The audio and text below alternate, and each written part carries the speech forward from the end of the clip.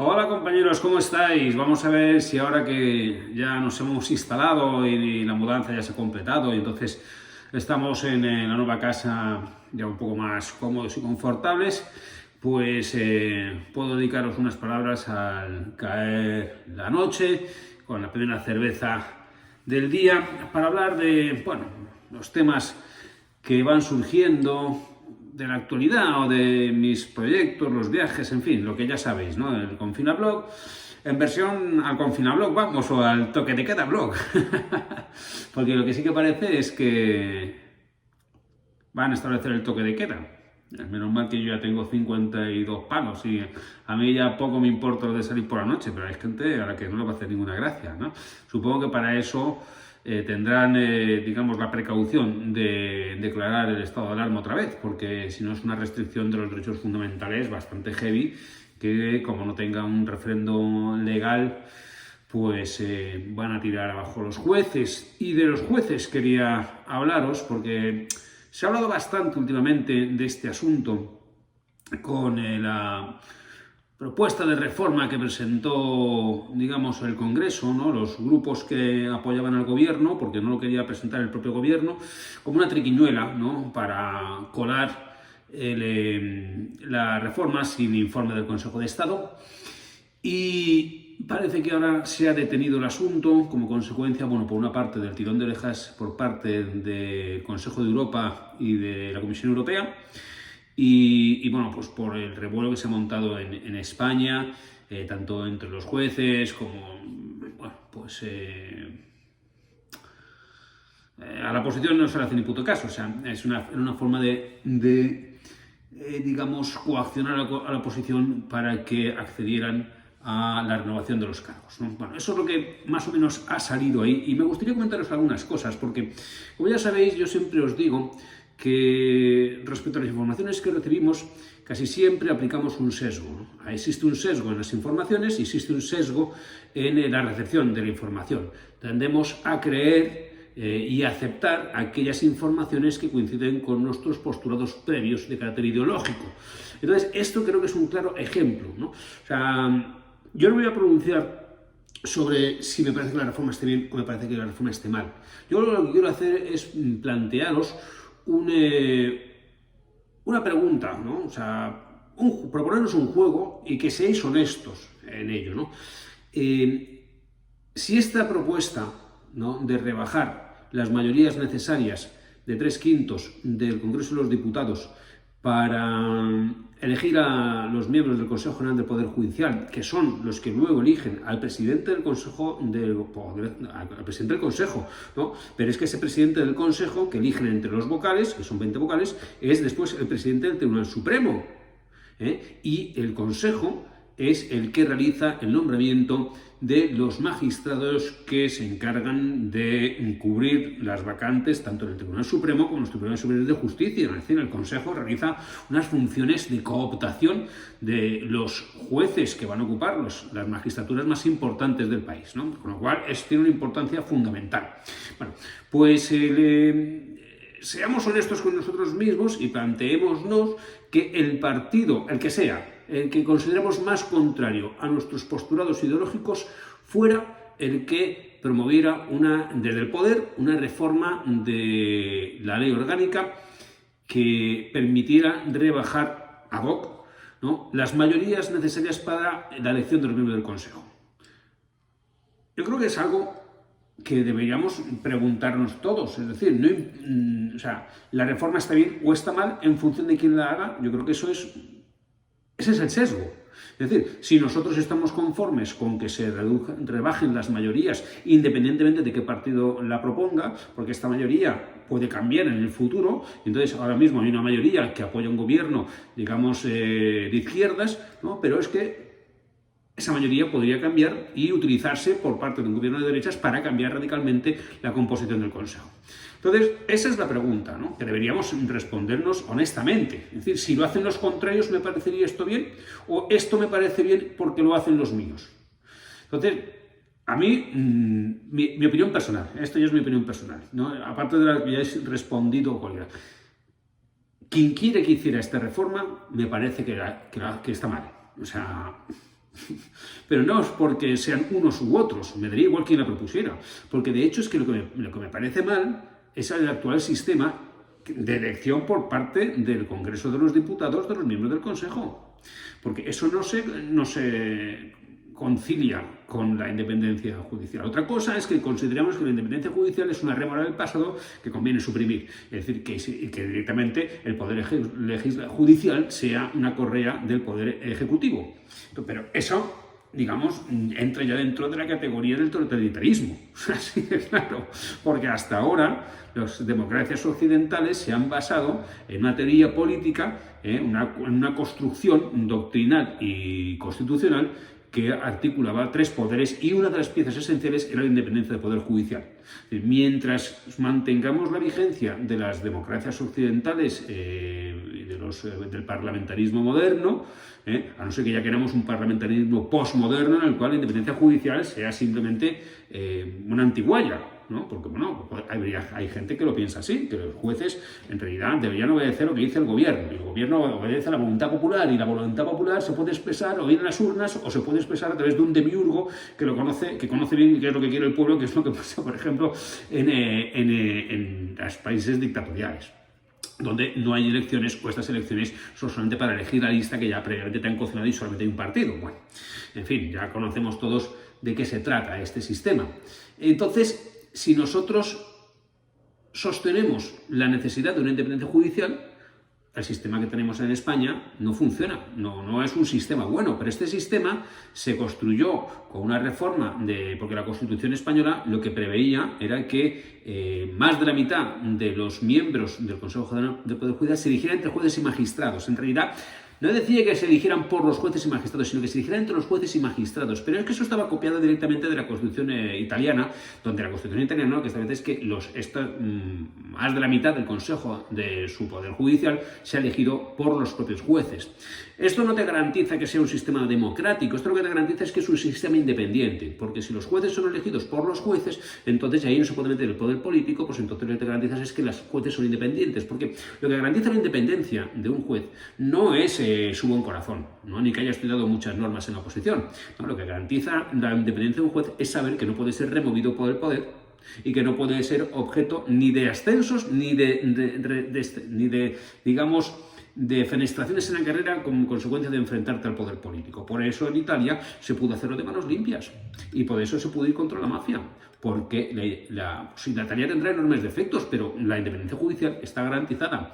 Entonces, ¿qué es lo que ocurre en España? En España, en el año 85, el gobierno socialista de Felipe González pues promulga una ley orgánica en la cual establece que todos los miembros del Consejo General del Poder Judicial van a ser elegidos por el Poder Legislativo, entre jueces y magistrados propuestos por las asociaciones. Y luego eso ya llegó el PP y lo mantuvo e incluso lo jodió más, porque todavía ya no hace falta ni que fueran propuestos por las asociaciones, sino que tuvieran 25 avales, que los avales los puede conseguir un partido. De manera que ahora mismo todos los jueces, los jueces que aprueban por oposición o por juez o por el cuarto turno, es decir, por juristas de reconocido prestigio, no dependen de la elección del gobierno ni del Parlamento. Pero los jueces del Consejo, o sea, los miembros del Consejo del Poder Judicial y los jueces de los magistrados del Tribunal Supremo y de los Tribunales Superiores de Justicia que ellos eligen, pues hombre, de alguna forma sí dependen del Poder Legislativo. Y eso es grave. Y entonces eso es lo que ha justificado varios tirones de oreja por parte del Consejo de Europa,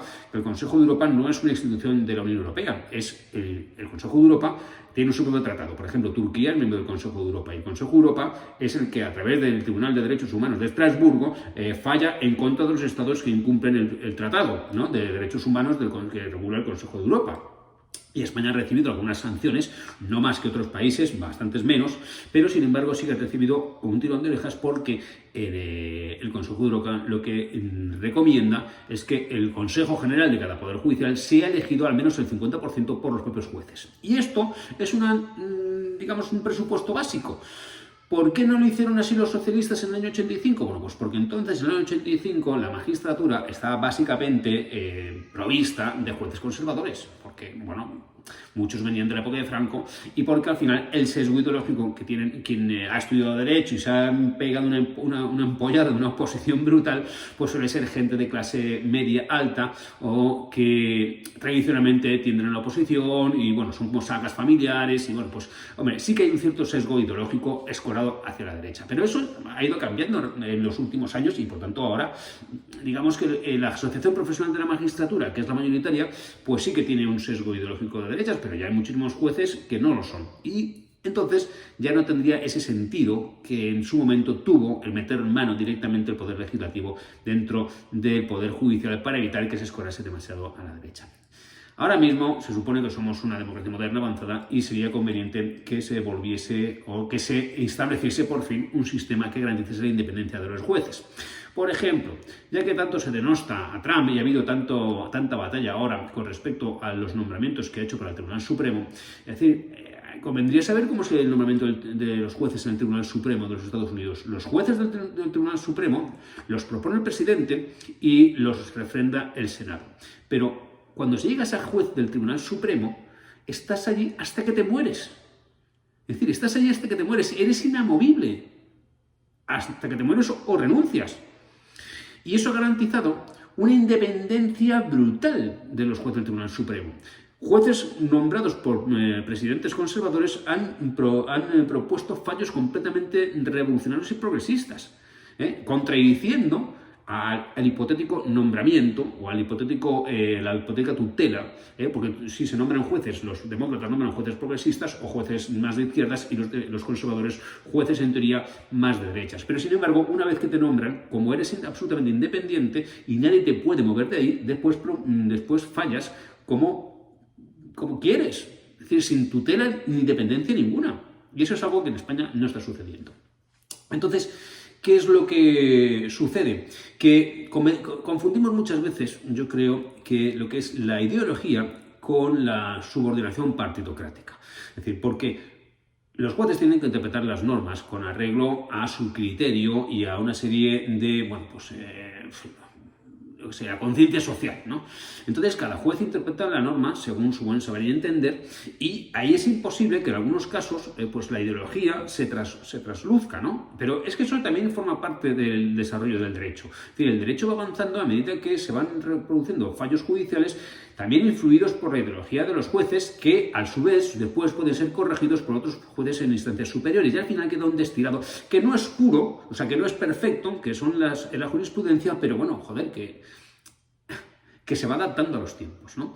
Sin embargo, cuando lo que se promulga o lo que se propone es que haya una subordinación partidocrática, es decir, el partido que te nombra, entonces no es que la justicia tenga, digamos, ideología, es que lo que tiene es obediencia al partido. Y ahí ya la cosa cambia completamente. Porque una cosa es ser honrado y de derechas o ser honrado y de izquierda, y otra cosa es defender al corrupto del partido de derechas o el partido de izquierda, aún siendo corrupto. Porque esa es la historia.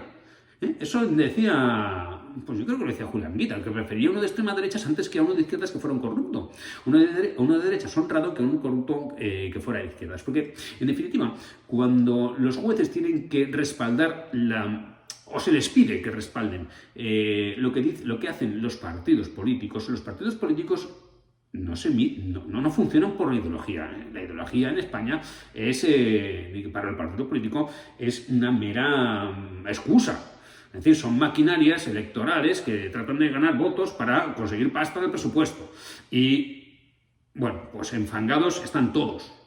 Y por tanto, utilizar la ideología no es más que tratar de tomarnos por imbéciles para hacernos refrendar y comulgar con ruedas de molino cuando son hechos completamente vituperables y deleznables. Por ejemplo, la reforma esta, o sea, es que no hay por dónde cogerla.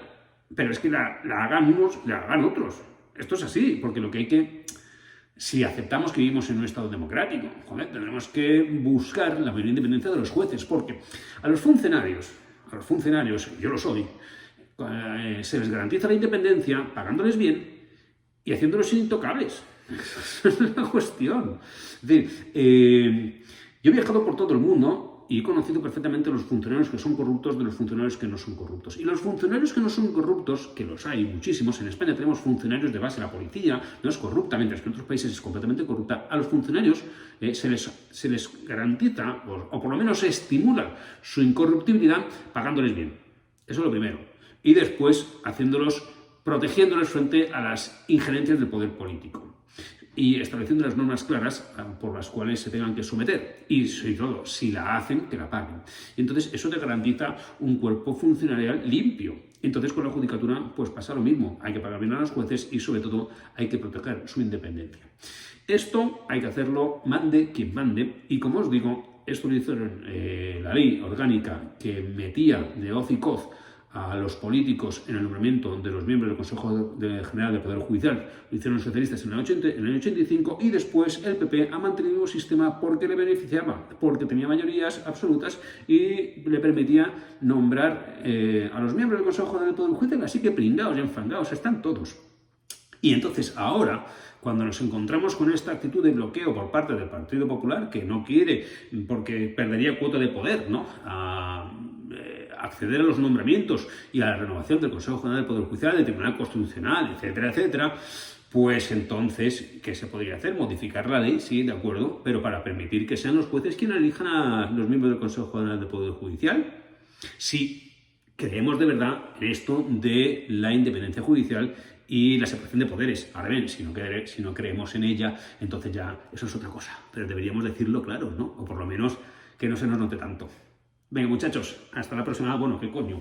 Hasta la próxima, joder, que no me podéis sin recomendar alguno de mis libros. Bueno, ya sabéis, algunos no me vais a leer nunca, porque estaréis completamente en desacuerdo con mis opiniones, y otros, pues coño, nunca es tarde para empezar a leer un libro mío, por ejemplo, La emoción del nómada, un recorrido por Asia Central y Oriente Medio, que políticamente es muy interesante porque son todas las repúblicas exsoviéticas en el año 2009, cuando eran droga dura, tanto Rusia como Ucrania, después Asia Central y después todas las regiones de Oriente Medio, Jordania, Siria, Líbano e Israel. Así que interesantes son.